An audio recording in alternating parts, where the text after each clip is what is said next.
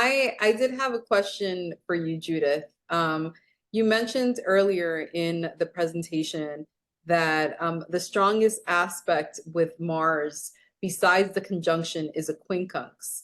So my question to you is this only specific to medical astrology? And why is a quincunx more powerful with Mars than, let's say, an opposition or a square? Great question. This only pertains to Mars, no other planet. The Jyotish feel that the strongest aspect of Mars is a quincunx. And I thought that's odd because a quincunx means no connection at all. It's a non-aspect. The problem is caused by no connection. So I started watching it.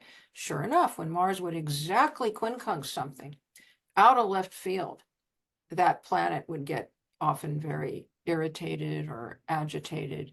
Something would happen. And so I started seeing this over and over again. Yeah, this really, really works. I mean, people end up in the hospital because something totally bizarre happens, and there's the exact Mars. I think even Bruce Lee died on an exact quincunx from Mars to something, I think his son. But Mars also is very strong by, as are all planets, by an exact conjunction. Mm-hmm. And then, of course, your oppositions and your squares are very strong. So Mars is a planet that normally rules Scorpio, the 8th sign, and also rules Aries. They are a natural quincunx to each other. Oh, wow. 8th house is the house of extremely critical health problems. And then the 6th house, the house of health.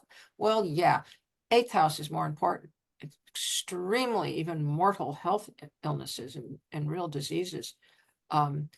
So I always look to the 8th even more than the 6th for health problems. So the Mars rules this sign and has this and there's only one other planet that also rules quincunxing signs. That's Venus. But Venus isn't aggressive. Mars's nature is to be aggressive. So he's ruling a quincunx from the most intense health house.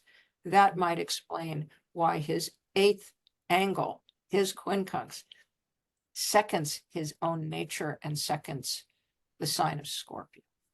Wow. Wow. Thank you. That was perfect.